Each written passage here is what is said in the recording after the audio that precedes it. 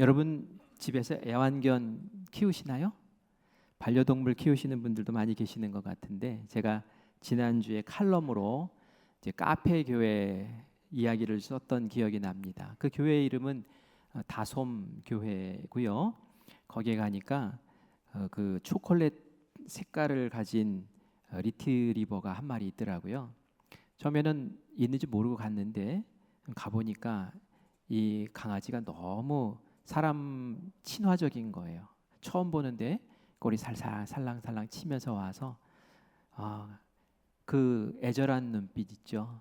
간식 주세요 이런 눈빛으로 쳐다보는데 뭐 이렇게 쓰다듬어 주지 않을 수가 없더라고요. 다음에 제가 간식 사가지고 갔잖아요. 그 교회 목사님 보러 간 게 아니라 강아지 보러 찾아갔던 기억이 납니다. 제가 칼럼을 썼었는데 제목을 이렇게 달았어요. 강아지가 전도한다고요? 이렇게 썼어요. 강아지가 전도한다고요? 강아지가 전도합니까? 가서 물어보니까 그 교회 교인이 2년 만에 20-30명 개척한 교회인데 20-30명이 생겼어요. 그런데 그 목사님 사모님이 얘기하시더라고요. 우리 교회가 커피가 맛있어서 손님이 오시는 게 아니라 개 보러 온다는 거예요. 근데 한 번 오고 두 번 오고 이러다가 목사님이랑 대화하고 이러다가 교인이 되어서 같이 예배를 드리는 분이 20-30명이 되는데, 그러니까 이 개 때문에 오신 분이 70-80%가 된다는 거예요. 그러니까 이 개가 아주 우리 교회 전도에 아주 중요한 자원이라고 그렇게 얘기를 하는 것을 볼 수 있었습니다.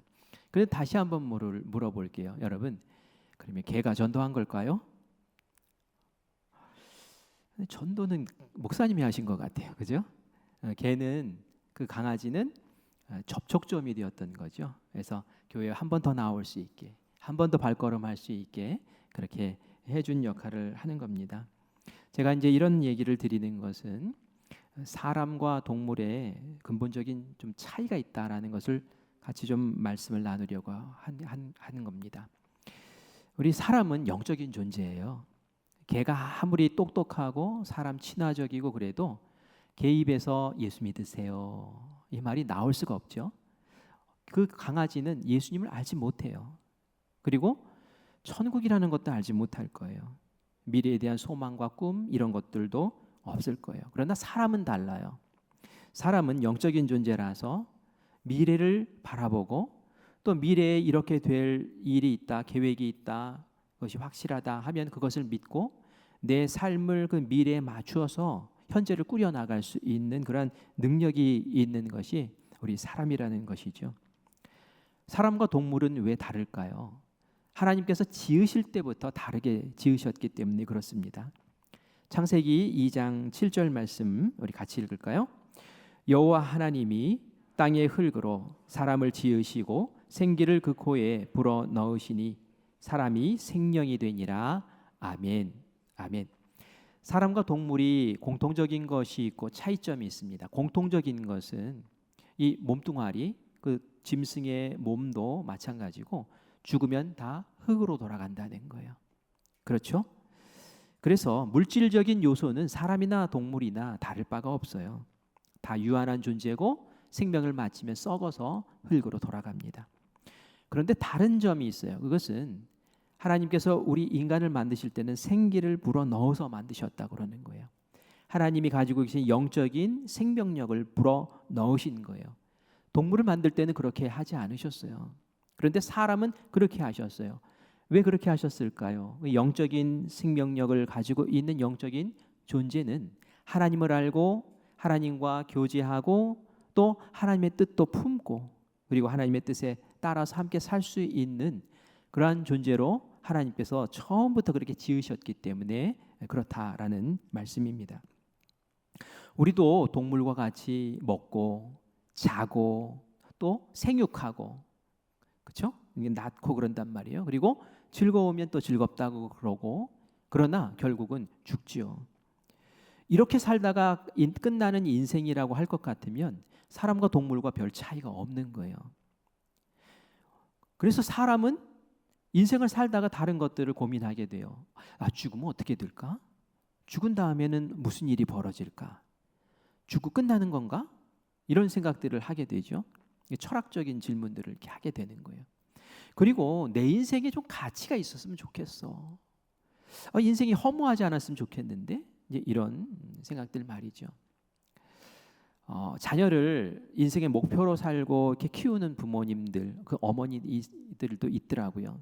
그런데 이 자녀가 나중에 다 내 품을 떠나서 이제 독립해서 나가면 갑자기 공허함이 찾아온대요.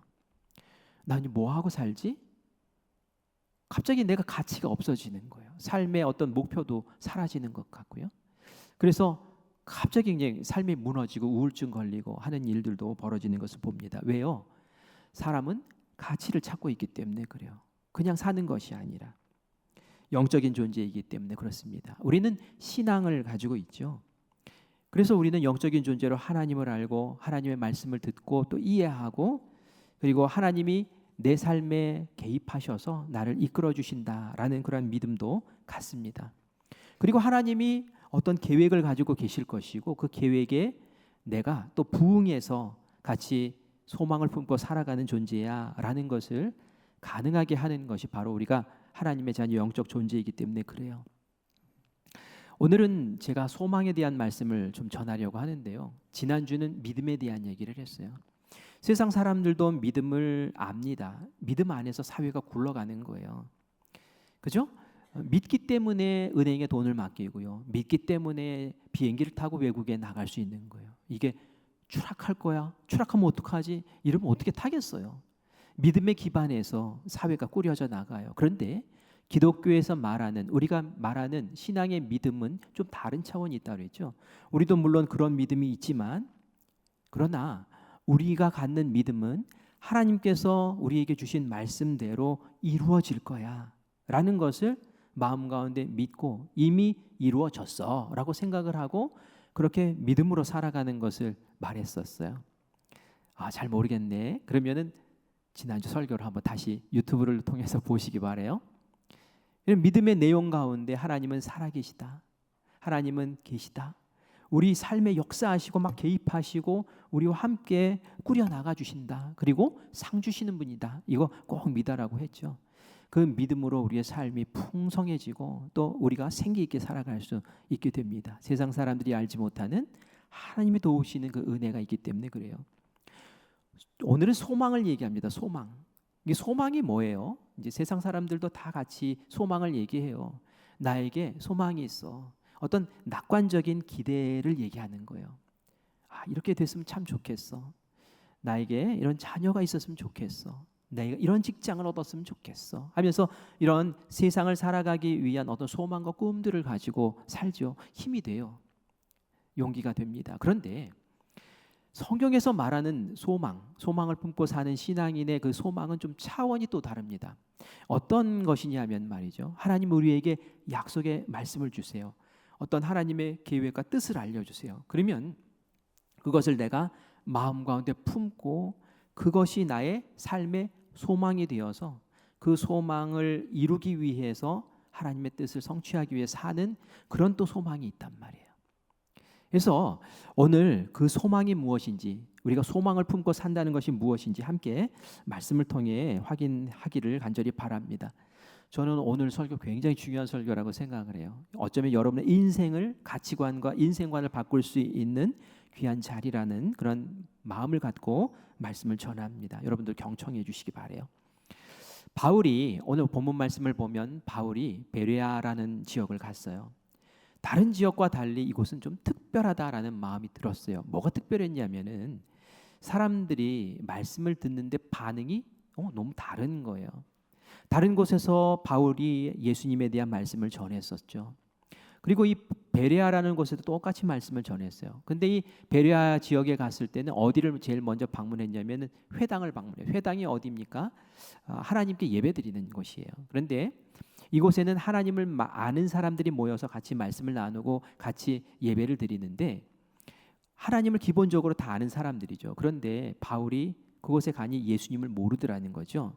그래서 여러분 구약 말씀에 보면 이사야서에 예수님에 대한, 구원자에 대한, 그리스도에 대한 이런 예언들이 쫙 있습니다 하면서 이야기를 하면서 그 예언이 바로 예수님이라는 분을 통해서 다 이루어졌고 그분이 바로 예수님입니다. 예수님 십자가에 달려 죽으시고 우리의 죄를 용서하셨고 우리가 그 십자가 용서의 그 사랑을 우리가 믿으면 다 구원받습니다 하는 그런 말씀을 쭉 전했어요. 다른 데 가면은 거기에 대해서 반응이 옳소 하는 반응도 있는가 하면은 아니요 하면서 막 돌 던지고 쫓아내는 그런 곳도 있었는데 이곳은 좀 특별하게 반응을 하더라는 거예요. 오늘 우리가 읽은 본문 말씀 11절 말씀을 같이 보겠습니다. 같이 읽습니다. 베레아에 있는 사람들은 데살로니가에 있는 사람들보다 더 너그러워서 간절한 마음으로 말씀을 받고 이것이 그러한가 하여 날마다 성경을 상고함으로라고 그렇게 말씀하고 있죠. 베레아에서 말씀을 전했는데 그게 그런가 하고 아주 간절한 마음으로 듣으라는 거예요. 오늘 이 자리에 계신 분들도 간절한 마음으로 들으실 줄 믿습니다. 그리고 저 말씀하는 것이 그런가? 정말 그런가? 하면서 이들은 구약에 대해서 알고 있으니까 구약 성경 말씀을 찾아가면서 정말 그런가 하고 확인을 하면서 받더라는 거예요. 그냥 덮어놓고 믿는 게 아니라 정말 자기가 이해할 수 있도록 다시 한번 점검해보고 검토하고 그리고 진지하게 그 말씀을 받아들이는 것을 보게 됩니다. 그리고 날마다 성경을 상고했대요. 날마다 그 말씀을 묵상하면서 그것을 기억하면서 떠올리면서 그 말씀을 쫙 받아들이더라는 거예요. 바울이 그 모습을 보면서 야, 참 여기는 특별하구나. 그리고 또 특별한 것이 있었다면은 다른 곳에서는 지위가 높고 또 부자, 똑똑한 사람들은 예수님 잘 안 믿으려고 그래요. 그 말씀을 잘 안 받으려고 그래요.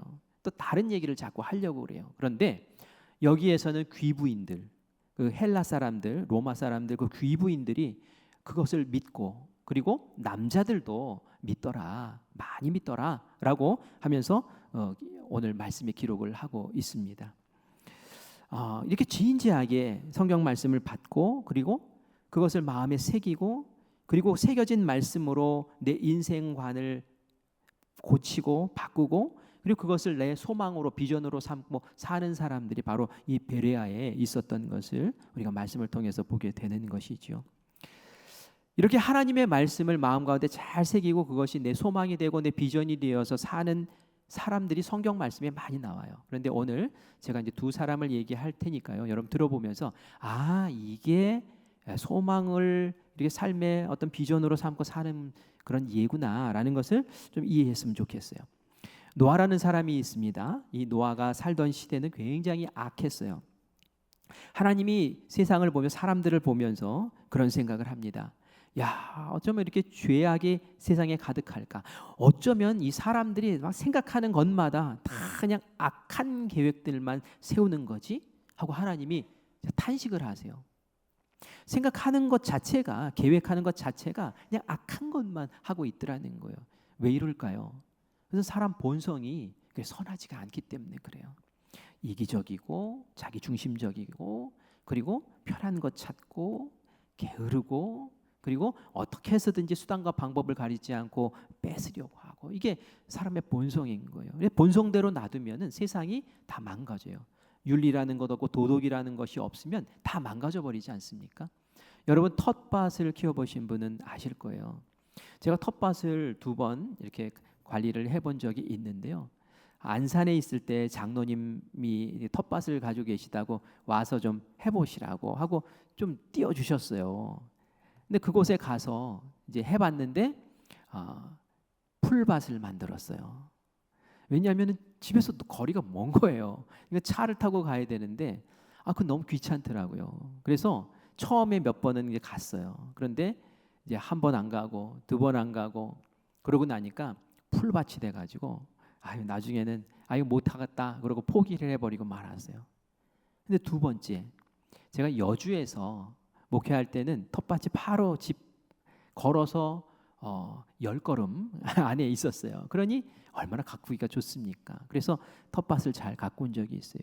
가꿔야 되는 거예요. 그냥 사람의 본성대로 그냥 놔두면은 풀밭이 되고 죄악이 관영한 세상이 되는 거예요. 이 노아의 시대가 그랬다는 거예요. 이 풀밭이 너무 이렇게 되고 그러면은 어떻게 해요? 갈아 엎어야 돼요. 풀 뽑는다고 되는 게 아니에요. 그냥 확 갈아 엎어야 돼요. 그래서 하나님이 노아의 시대를 보면서 야, 안 되겠다. 이건 뭐 누구 이렇게 뭐 바꿔서 할 수 있는 상황이 아니니 그냥 확 갈아엎어 버려야겠다. 생각하시고 물로 홍수로 싹 정리를 해버리실 그런 마음을 갖습니다. 그런데 노아라는 사람이 보이는 거예요. 이 노아는 늘 하나님을 바라보고 하나님께 예배하고 하나님을 생각하는, 하나님의 뜻대로 정직하게 살려고 애쓰는 노아가 보이는데, 이 노아는 살려둬야 될 것 같아요. 그래서 노아를 모종처럼 새로 이제 심을 모종으로 생각을 하고 이 노아의 가정을 이제 지키기로 작정을 하시죠. 그리고 노아에게 말씀을 주세요. 우리 그 말씀을 한번 같이 들어볼까요? 창세기 6장 13절 14절 두 절입니다. 같이 읽겠습니다. 시작. 하나님이 노아에게 이르시되 모든 혈육 있는 자의 포악함이 땅에 가득함으로 그 끝날이 내 앞에 이르렀으니 내가 그들을 땅과 함께 멸하리라. 너는 고페르 나무로 너를 위하여 방주를 만들되 그들의 칸들을 만들고 역청을 그 안팎에 칠하라. 아멘. 이렇게 말씀을 하신 거예요. 노아야, 내가 이 세상이 너무너무 죄가 많아서 다 멸망시켜 버려야 되겠다. 그런데 너를 좀 구원하고 싶으니 너를 위해서 방주를 만들어라 라고 그렇게 말씀을 주신 거예요. 이 말씀은 앞으로 되어질 일에 대한 하나님의 계획을 알려주신 거죠. 노아가 그 말씀을 들었을 때에 아유, 하나님 그게 무슨 말이에요 하면서 뭐 질문을 한다든지 아니면 아니라고 말한다든지 제 생각은 이런데요 라고 말하지를 않습니다. 그냥 하나님의 말씀하신 것을 그대로 받아요. 그리고 그러한가 라고 묵상하고 그리고 그것을 내 마음의 소망으로 딱 붙잡는 거예요. 인생의 비전으로 삼는 거예요. 이전에는 노아가 다른 일 했겠죠. 그런데 그 말씀을 받고 아멘 하고 받아들인 다음에는 정말 하나님의 말씀대로 이 땅이 멸망당할 것이고 내가 그것을 준비하기 위해서는 방주 만드는 일에 전력을 다해야겠다 하고 산 위에 그 방주를 짓는 거예요. 다른 사람들은 미쳤다고 얘기를 하지만 노아는 늘 하나님과 소통했던 사람이기 때문에 하나님이 나에게 주신 인생 계획이야 라고 생각을 하고 거기에 목숨을 걸고 인생을 걸고 그렇게 배를 건조하는데 몰두를 하죠. 그리고 다른 사람들에게도 얘기하는 거예요. 옆에 있는 사람들, 주변에 있는 이웃들에게도 하나님이 멸하신대. 내가 방주를 만들 테니 너희들도 방주에 같이 타자, 구원받자 라고 그렇게 말을 했으나 아무도 듣지 않습니다. 하나님 말씀하셔도 안 들으면 끝인 거예요. 결국 어떻게 됐습니까? 홍수가 찾아왔고 그리고 다른 사람들은 다 물 안에 빠져서 멸망당하지만 노아가 한 쌍씩 그 배에 실어 놓았던 짐승들은 다 구원받는 그런 역사가 일어나지요.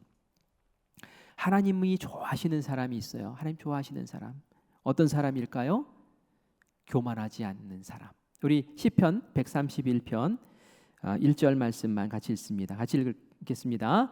여호와여, 내 마음이 교만하지 아니하고 내 눈이 오만하지 아니하오며 내가 큰 일과 감당하지 못할 놀라운 일을 하려고 힘쓰지 아니하나이다. 아멘. 여기 보니까 내 마음이 교만하지 아니하고 내 마음이 오만하지 아니하고 그런 표현을 써요. 하나님이 이런 사람을 기뻐하시는 거예요. 오만하다, 교만하다는 뜻은 뭐 우리가 다 알고 있어요. 그러나 하나님 입장에서는 이런 거예요. 말씀 주셨어요. 그런데 제 생각은 다른데요. 이게 오만한 거예요. 이게 교만한 거예요. 하나님 말씀이 그렇습니까? 그러면 하나님 말씀 받을게요. 알겠습니다. 제가 수용하겠습니다. 제가 동의합니다. 이게 겸손한 모습이에요. 에덴 동산에서 아담과 하와가 하나님과 교제하면서 행복하게 살았죠. 하나님이 한 가지만 하지 말라고 그랬어요. 선악을 알게 하는 나무의 그 실과 그것은 절대로 먹지 말아라. 그거 따먹으면 정말 죽는다라고 그렇게 말씀을 주셨어요. 그럼 아멘 하고 받으면 되는 거예요. 그렇죠? 그리고 그것을 마음 가운데 품고 살면 되는 거예요. 그런데 이 에덴 동산에 마귀가 들어오죠. 뱀의 모습으로 들어와요. 그리고 나서는 얘기합니다. 정말 저거 먹으면 죽는다고? 아니야, 안 죽어. 왜 죽는다고 생각하니? 저것을 먹으면 너희 눈이 밝아져서 선악을 알게 되고 하나님처럼 된다니까? 이거 하나님 말씀하신 거에 아니라고. 내 생각은 이렇다고 하면서 자꾸 토를 달면서 이 아담과 하와를 흔드는 거예요. 결국 아담과 하와는 어떻게 됐어요? 마귀의 생각에 빠져서 그거 먹고 이제 에덴 동산에 쫓겨나고 하나님과의 관계도 끊어지고 죽음을 맞는 그런 확 뒤집어 엎어지는 그런 삶을 살게 되는 것을 보지 않습니까? 이게 얼마나 슬프냐 말이에요. 하나님의 말씀을 주어졌을 때 그게 내 비전, 내 소망이 되어서 거기에 내 인생을 맞추어서 살아가야 되는데 그거 하지 못하면은 대홍수가 일어났을 때에 다 멸망당하는 그러한 일들이 벌어지더라라는 거죠.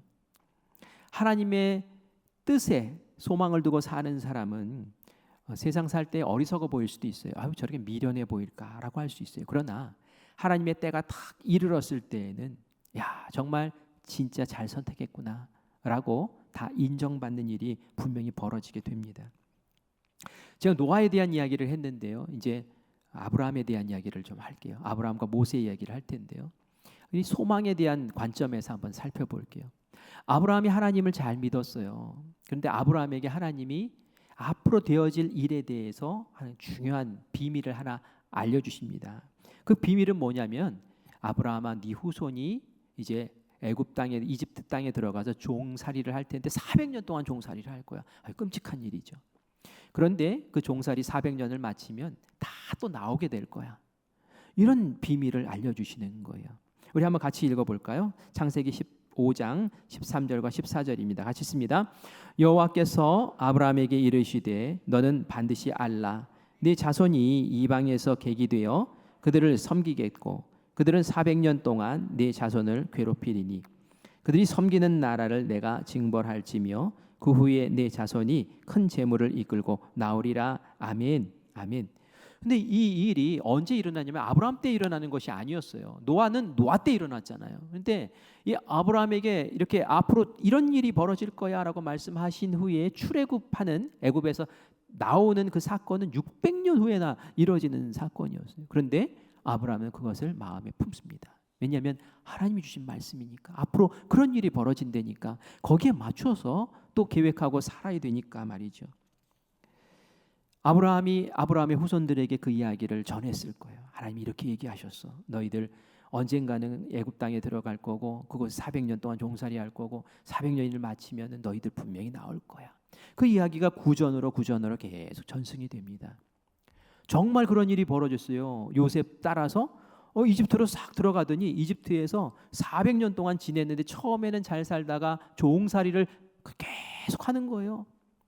그런데 그때에 이 아브라함을 통해서 하나님이 주셨던 그 말씀을 기억하고 있는 사람들이 그 가운데 있었던 거예요. 그 가운데 있었던 사람이 바로 모세의 부모였죠. 모세의 부모.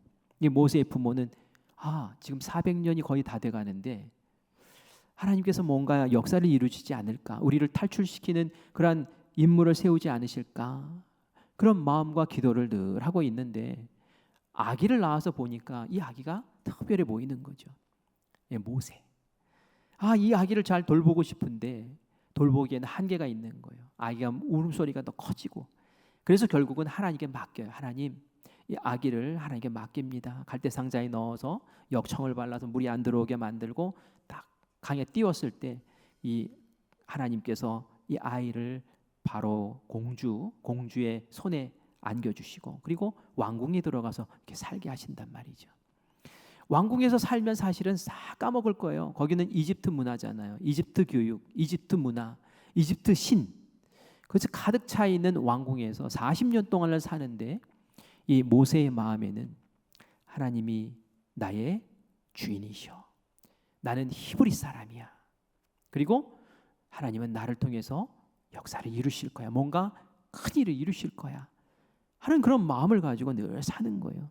그러니 밖에 나와서 이집트 사람에게 막 자기 동족이 핍박받는 모습을 보니까 견딜 수가 없는 거예요.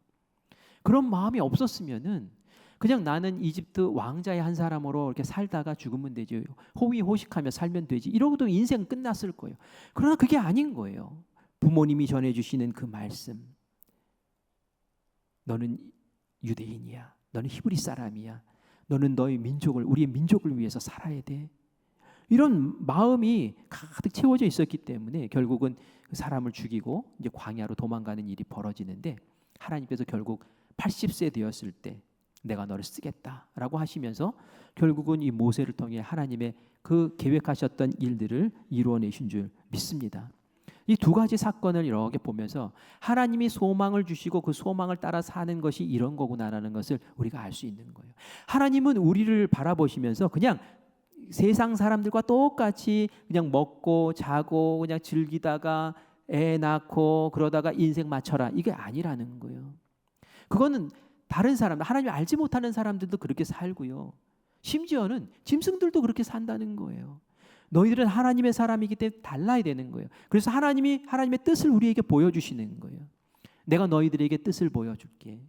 앞으로 이렇게 될, 세상이 이렇게 돌아갈 거야.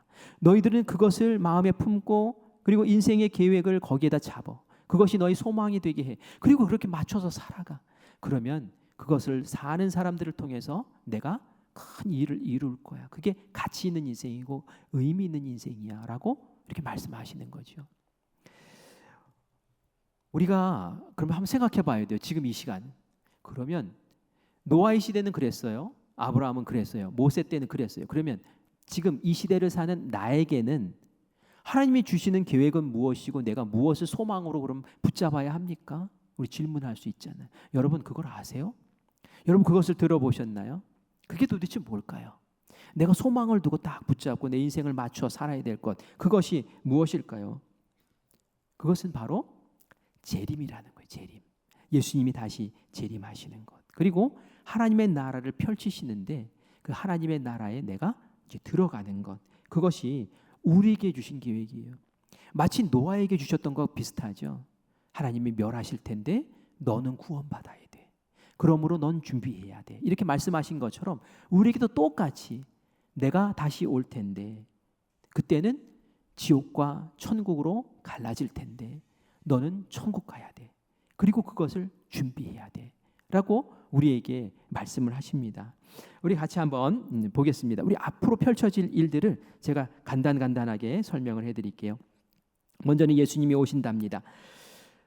예수님이 천국에 가셨어요. 천국 가셔서 하는 일들이 있답니다. 요한복음 14장 2절과 3절 말씀입니다. 같이 읽겠습니다. 내 아버지 집에 거할 곳이 많도다. 그렇지 않으면 너희에게 일렀으리라. 내가 너희를 위하여 거처를 예비하러 가노니 가서 너희를 위하여 거처를 예비하면 내가 다시 와서 너희를 내게로 영접하여 나 있는 곳에 너희도 있게 하리라. 아멘.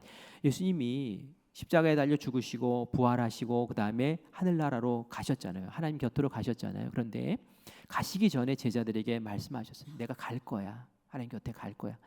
그런데 그냥 가셔서 끝나는 게 아니에요. 가서 하나님 곁에서 나 이제 노닥노닥 하나님과 놀고 올게, 이게 아니에요. 뭐라 가셨다고요? 너희들이 거할 처소를 마련하고 다시 올 거야라는 거예요. 너희들도 천국에 와야 된다는 거예요. 그것을 난 준비하기 위해서 간다는 거예요. 그리고 정말 예수님이 오신다라고 말씀하신 것이 있는데요. 그것이 바로 재림하는 그때의 모습을 우리에게 설명을 해줍니다. 데살로니가전서 4장 16절 17절 말씀 같이 보겠습니다. 같이 읽습니다. 주께서 호령과 천사장의 소리와 하나님의 나팔 소리로 친히 하늘로부터 강림하시리니 그리스도 안에서 죽은 자들이 먼저 일어나고 그 후에 우리 살아남은 자들도 그들과 함께 구름 속으로 끌어올려 공중에서 주를 영접하게 하시리니 그리하여 우리가 항상 주와 함께 있으리라. 아멘. 예수님께서 우리의 처소를 다 예비하시고 오신답니다. 오실 때 어떤 일이 벌어집니까? 나팔 소리가 들리고 그리고 예수님이 오시는데 하늘로부터 강림하신다고 말씀하세요. 예수님이 하늘로부터 쭉 내려오신다고. 그런데 어떤 일이 그때 벌어지냐면은 예수님을 믿었는데 먼저 죽은 사람들 있잖아요. 우리의 조상들. 그분들이 먼저 부활을 한대요. 죽음에서 깨어나서 싹. 그리고 그때 살아있는 사람들은 이게 예배드리고 있을 수도 있고요. 밥 먹을 수도 있어요. 그때 딱 오시면은 그 자리에서 공중으로 싹 올라가는 그런 일이 벌어진대요. 이것을 우리가 휴거라고 그렇게 표현을 하기도 하죠. 이런 얘기 들으면은 야, 그런 게 어떻게 가능해? 그게 되겠어? 근데 성경에 그렇게 나와요. 성경에.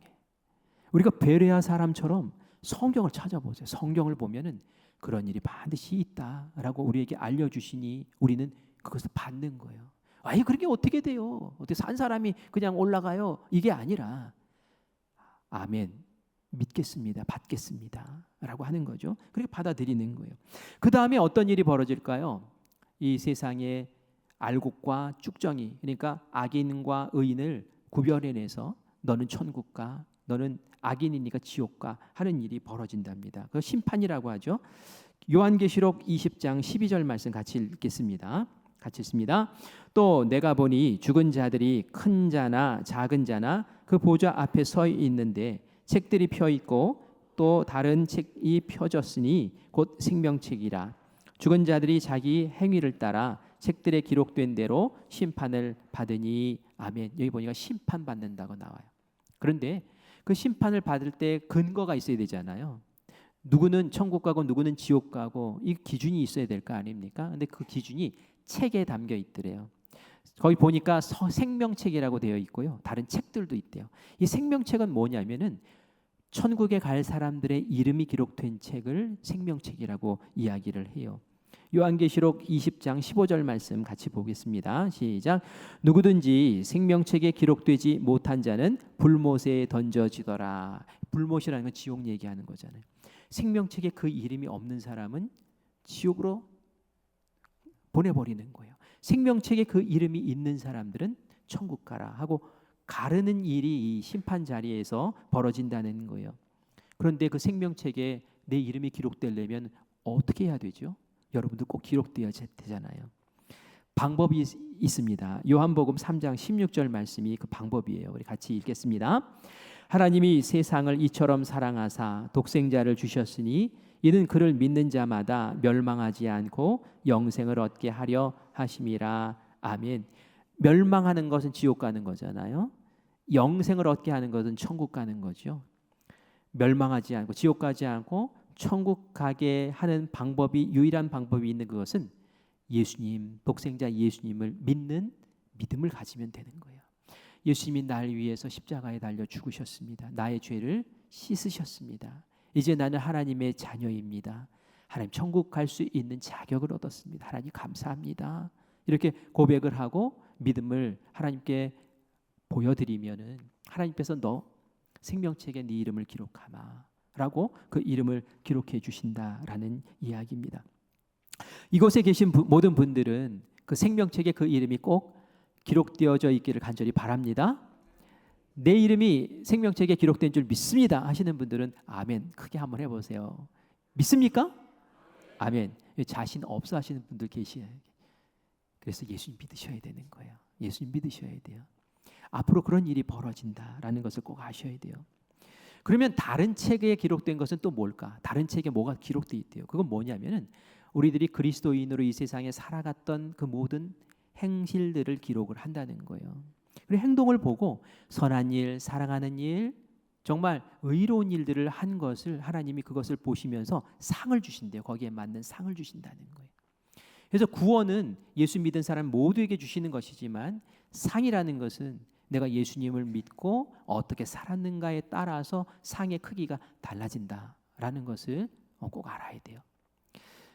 어떤 사람이 그런 얘기해요. 아니 이 세상에서도 어떤 사람은 돈 많이 월급 많이 받고 어떤 사람은 월급 못 받고 어떤 사람은 높고 어떤 사람은 낮고 명예롭고 뭐 그런데 아니 천국에서도 그러냐고 천국에서도 이게 차별이 있냐고 뭐 그런 얘기를 하더라고요. 그런데 한번 생각해 보세요. 그게 차별인가? 천국에서 상을 이렇게 애쓰고 노력한 만큼 달리 주는 게 그게 차별일까요? 성경에 보면 그런 사람이 있었어요. 예수님 옆에서 같이 십자가에 달려 죽은 사람이 있었어요. 강도 두 사람이 같이 죽는데 한 사람이 그런 얘기를 해요. 예수님 죄가 없으셔요. 예수님이 저를 좀 기억해 주셨으면 좋겠어요. 저 좀 기억해 주세요. 그랬더니 예수님이 그 모습을 보면서 너무 딱한 거예요. 그리고 기특한 거예요. 그래도 나를 믿으려고 애쓰는 그 모습을 보니까. 그래서 예수님 말씀하시죠. 오늘 내가 나와 함께 어디에 있으리라? 낙원에 있으리라. 천국에 있을 거라고 얘기를 해요. 그냥 강도잖아요. 그러니까 나쁜 짓 엄청 많이 하고 거기 죽은 거예요. 그런데 그 죽는 그 순간에 이 사람은 정말 예수님 잘 만났죠. 그래가지고 예수님이 천국으로 싹 옮겨주신 거예요. 근데 어떤 사람은 어렸을 때도 예수님 믿어요. 그래서 나쁜 짓 하지 말라고 그래서 나쁜 짓 하지 않고, 주일에는 또 어디 놀러 가지 않고 예배드리러 나오고, 또 내가 월급 받고 또 열심히 일해서 모은 돈 가지고 해외에 하나님 모르는 사람들 선교한다고 거기에도 보내기도 하고, 또 어려운 사람 돕겠다고 또 물질 헌금하기도 하고, 다른 사람들은 막 술 먹으면서 막 즐겁게 막 지내면서 막 잊고 사는데 술도 안 마셔, 담배도 안 피워, 세상에 뭐 막 즐기는 것들 다 이렇게 절제하면서 살다가 천국 갔어요. 그 강도 끝자락에서 이렇게 믿어서 된 사람하고 열심히 믿고 열심히 애쓰고 사랑하며 애쓰며 산 사람하고 똑같은 상 주면은 이게 공평한 건가요? 한번 생각해 보세요. 구원받는 것은 다 누구에게 공평하게 주시는 거예요. 하지만 하나님께서 상 주시는 것은 다르다라는 것을 아셔야 됩니다. 그것이 그 우리 마태복음에 나오는 달란트 비유이죠. 그래서 열심히 주님을 위해서 애쓰고 일하고 섬겼던 그 종에게 하시는 말씀이 있어요. 우리 마태복음 25장 23절 같이 읽습니다. 그 주인이 이르되 잘하였도다 착하고 충성된 종아, 내가 적은 일에 충성하였음에 내가 많은 것을 내게 맡기리니 내 주인의 즐거움에 참여할지어다. 아멘. 하나님이 보시요, 너 착하고 충성됐다, 정말 잘했다, 그러면서 인정하고 상 주시는 그런 역사가 분명히 있다는 거예요. 여러분, 우리가 천국을 그냥 쉬고 안식하는 자리로만 생각하시면 안 돼요. 천국은 체계가 있고 하나님의 나라잖아요. 나라는 통치하는 곳이고 질서가 있는 곳이에요. 상 받는 사람은 예수님과 함께 그것을 통치하면서 사는 영원한 삶을 살지요. 그래서 우리가 예수님 믿고 그 일들을 감당해야 돼요. 예수님이 가장 기뻐하시는 상은 뭘까요? 가장 기뻐하시는 행동은 뭘까요? 그것은 다른 거 아니에요.